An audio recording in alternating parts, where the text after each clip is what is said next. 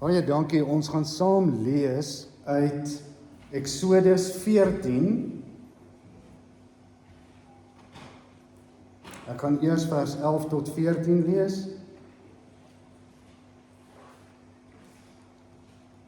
Exodus 14 vers 11 tot 14. Hulle het vir Moses gesê, is daar nie begraafplek in Egipte nie, dat jy ons saamsleep om in die woestyn te sterwe? Wat het jy ons aangedoen dat jy ons uit Egipte laat trek het? Ons het jou mos in Egipte gesê om ons te laat staan dat ons vir die Egiptenaars werk. Dit is vir ons beter om vir hulle te werk as om hier in die woestyn om te kom. Maar Moses het die volk geantwoord: Moenie bang wees nie, staan vas, kyk hoe die Here julle vandag gaan red. Want soos julle die Egiptenaars nou daar sien, sal julle nooit weer sien nie. Bly julle maar kalm, die Here sal vir julle veg. En dan vers 5. Toe die koning van Egipte die berig kry dat die volk vergoed weg is, het sy houding en die van sy amptenare teenoor die Israeliete verander. Die Egiptenaars het gesê: Wat het ons aangevang dat ons die Israeliete laat trek het? Nou is ons hulle diens kwyt. En dan 16 vers 1 tot 3. Nadat hulle Elim verlaat het, het die hele volk Israel in die Sinaï woestyn aangekom, wat tussen Elim en Sinaï lê. Dit was op die 15de van die 2de maand nadat hulle uit Egipte getrek het. In die woestyn het die hele volk hulle teenoor Moses en Aaron begin verset en gesê: As ons maar liewer in Egipte omgekom het, deur die hand van die Here, terwyl ons by die vleispotte kon sit en oorgenoeg kos kon hê om te eet. Nou het julle ons laat wegtrek tot in hierdie woestyn om die hele volk van honger te laat omkom. En die laaste boek waaruit ons gaan lees is uit Numeri 11 en Numeri 16. Numeri 11 vanaf vers 4 tot 8.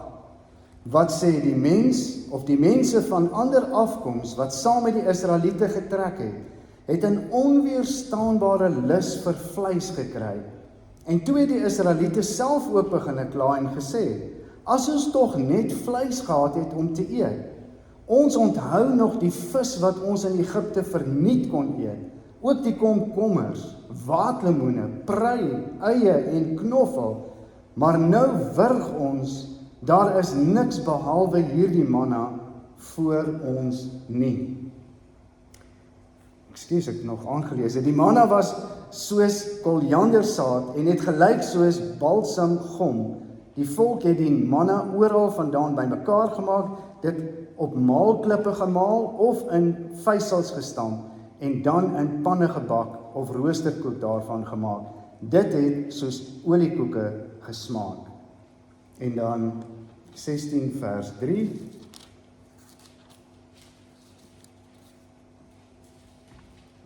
Hulle het as 'n groep teen Moses en Aaron saamgekom en vir hulle gesê: Dit is nou genoeg. Die hele gemeente, elke lid daarvan is gewy en die Here is by hulle.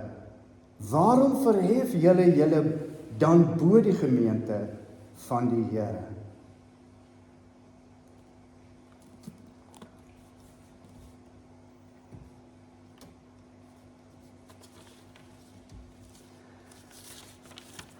Ons tema gaan ons nou oor dat ons moeg is vir mislukkings en dat ons eintlik soek na 'n rede en 'n oorsaak hoekom is ons baie keer misluk ons al het ons goeie intensies gehad. Iemand omskryf hierdie as volg, hy sê jou geestelike kragte en moed en selfbeeld as Christen is daarmee heen. Hy sê dis soos om in dryfsand te wees. Hoe meer jy spook om te probeer, hoe dieper sak jy weg in die besef van jou algehele onvermoë. Nou ek was nog nooit in dryfsand nie, maar kan ek vir julle sê dat dit my grootste nagmerries was wat ek al in my lewe gehad het, as ek na flieks kyk waar mense in dryfsand beland en hoe hulle sukkel om daar te kan uitkom. Maar baie keer wanneer ons in die dryfsand van ons eie geestelike lewe is, dan al wat jy kan doen is om uit te skree en te sê, help my Here, ek kan nie. Want daaruit kom jy nie maklik nie. William Barclay stel dit as volgende, hy sê, the cause of failure is simply that we do not sufficiently desire to be a Christian. Is dit waar? Is dit waar van ons? Moet ek dit weer lees? The cause of failure is simply that we do not sufficiently desire to be a Christian. Ons leef in 'n wêreld wat dit vir ons maklik maak, is eintlik om dit ewe as jy nou nie 'n Christen is nie. Jy's eintlik welkom as jy nie 'n Christen is nie. So ons sit druk op onsself en ons het baie keer ook so daai 2 voet lewe, soos ons in die woestyn, maar ons wil ook nog in Egipte wees, maar ons hoop maar ons kom in Kanaan uit en daai hele deurmekaar spil, so ons weet eintlik nie wat ons wil wees nie.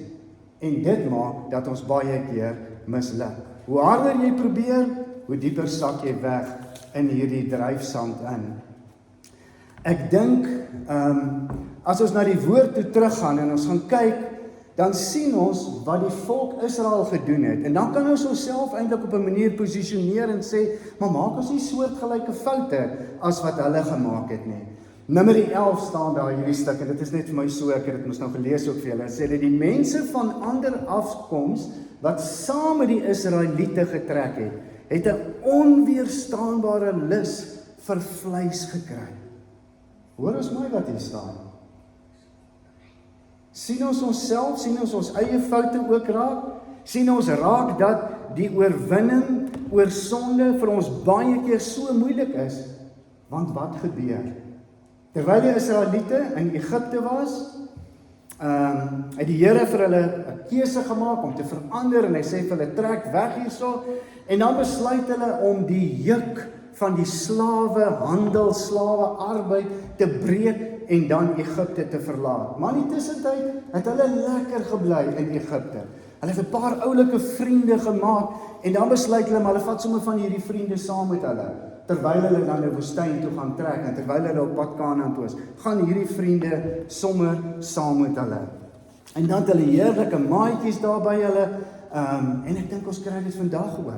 Skryf vandag ook nog dat mense besluite neem en dink hulle gaan voluit vir die Here lewe en sit baie keer in die kerk met vroom gedagtes en besluit, maar as die Here, ek gaan nou vir die Here hierdie ding doen.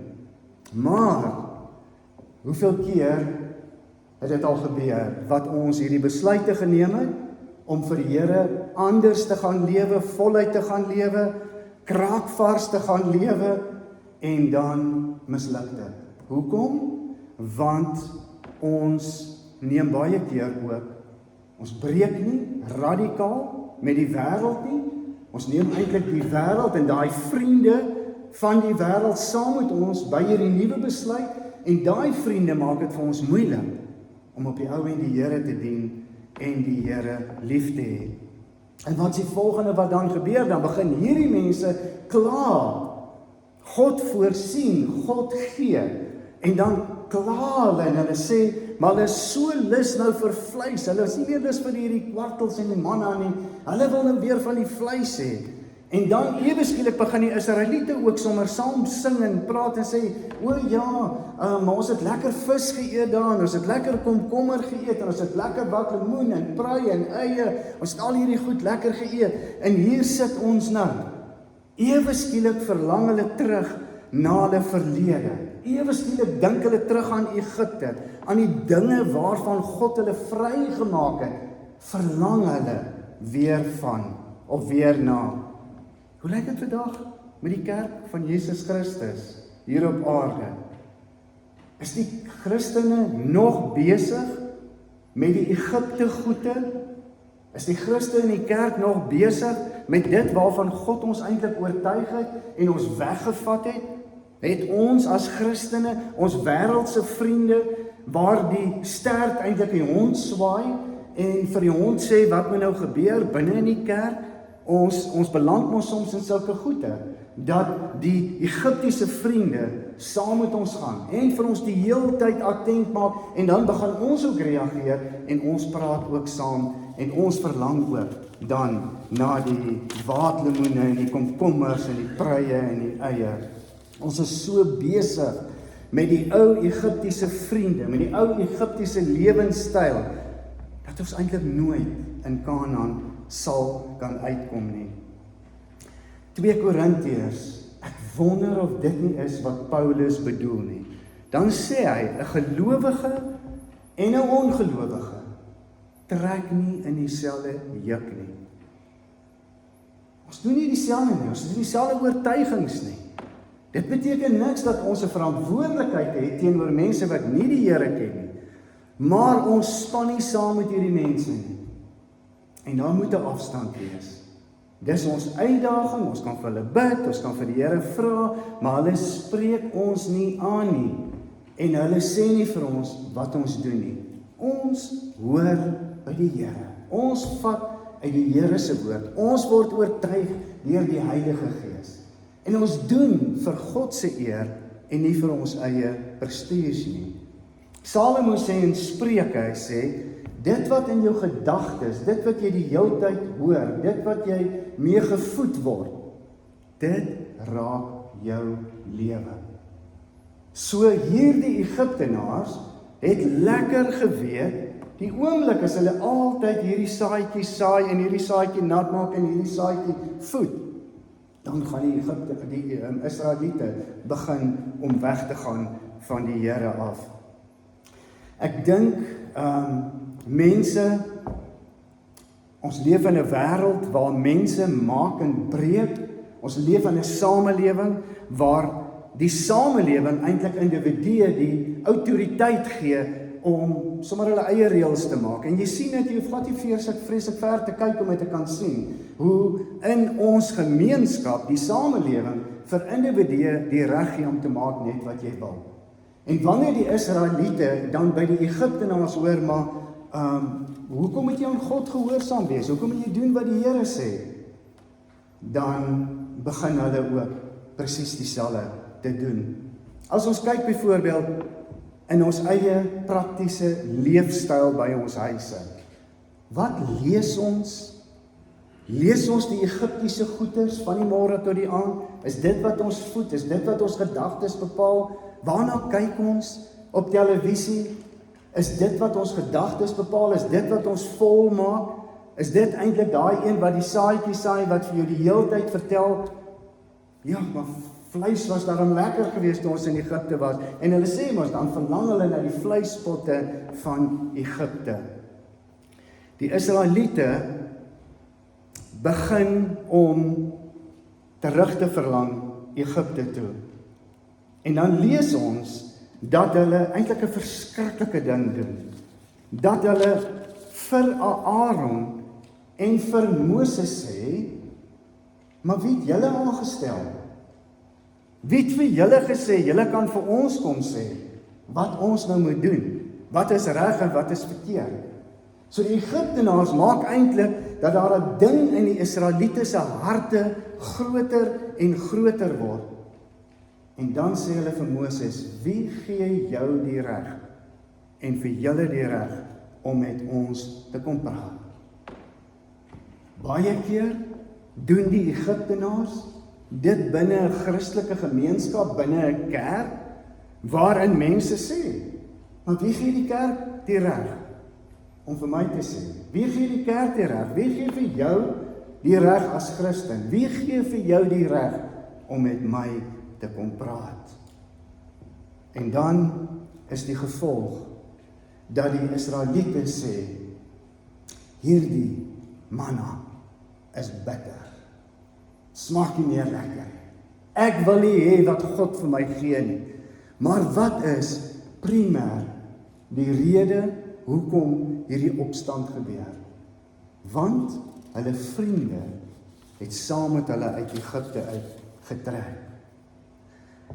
Ek dink op 'n manier is daar mos 'n tipe groepsdruk wat die heeltyd op ons probeer van toepassing wees. op 'n manier probeer die wêreld die heeltyd om vir ons voor te skryf wat ons moet sê, wat ons moet dink, wat ons moet doen, en amper hierdie ongeërgdheid oor, maar ons hoef nie aan God verantwoording te doen nie. Ons hoef mos nie, wie is God dan nou, dat ons nou vir hom, en wie is julle nou om vir ons te kom sê wat ons nou moet glo? Hulle doen 'n studie in Amerika, en hulle vat 1000 studente, jong mense, en hulle sê vir hulle, wat is jou grootste vrees? En hulle grootste vrees, 83% van hulle, se grootste vrees is to be different. Wil nie uitstaan nie, wil nie anders wees nie, wil nie stroomop wees nie, wil aanvaar word, wil daai gemaksone in bly, almal doen so dan doen ons ook so, en God daag ons uit. Hy kies nie pabroeke nie, hy kies mense en hy daag hulle uit om 'n verskil te gaan maak. God roep ons om 'n verskil te maak. God sê, ek daag jou uit om die mens te wees, laat my toe om jou te vorm in dit wat ek in gedagte vir jou. Laat my toe dat ek jou bring by die punt waar jy die oorwinning smaak oor sonde, om te breek met sonde, om te breek met sondige praktyke, om te breek met die farao op jou televisie, op jou rekenaarskerm, in jou boekrak. Julle weet wat die verskil tussen 'n termometer en 'n termostaat. 'n Termometer, en vergewe my nou die wetenskaplikes wat hier sit, dit is nou 'n elementêre poging wat ek doen om dit te probeer vir myself duidelik maak, kan net aanneem wat rondom hom die temperatuur is. Termometer, sy omgewing bepaal hom. So as dit nou 5 grade is die termometer 5 grade. As dit 30 is vanmiddag, is die termometer 30 grade. 'n Termostaat bepaal weer sy omgewing. Met ander woorde, 'n termostaat is dit wat gekoppel is aan krag, en wanneer jy dit aanskakel, dan kan jy jou ysblokke vat en in jou ketel gooi, en wonderbaarlik word jou ketel nie jou vrieskas nie, maar hy bly 'n ketel, en daai water sal op die ou einde kook. Want dis wat 'n termometer doen. Dit bepaal sy omstandighede. Het ek het verkeerd gesê? Wat het ek nou gesê? Termostaat. Termostaat. Dankie. Ek wil net kyk of julle wakker is, maar julle het baie goed gereageer. 10 uit 10. Die oomblik toe jy begin lag, weet ek nou dat ek iets verkeerd gesê. Goed, dis staan so op my notes, julle kan kom lees. Reg, en God wil woestynmense is termometer mense. Hulle kla saam met almal. Hulle murmureer saam met almal. Hulle sê dis lekkerder gewees hier, en hulle is van die heeltyd is hulle onvergenoegd. En termostaatmense. Termostaatmense is Kanaan-mense. Is mense wat ingeprop is mense wat ingeskakel is mense wat aangeskakel is mense wat uit die kragbron van God lewe. Hoekom misluk ons? Ons misluk want ons vat ons Egiptiese vriende saam met ons. En ons luister wat hulle sê, en hulle beïnvloed op ons keuses, op ons lewenwyse, hulle sê vir ons voor, en hulle maak dat ons op die ou end teen God draai, murmureer teen God, ensovoorts. God vra van ons, ek daag jou uit. Ek daag jou uit. As jy vanaand hier sit en sê, Here, miskien is ek 'n termometer. Miskien bepaal my omstandighede. Miskien bepaal die nuus. Miskien bepaal whatever ook al ek doen, die ekonomie, die inflasie, die petrolprys. Miskien bepaal dit wie ek is.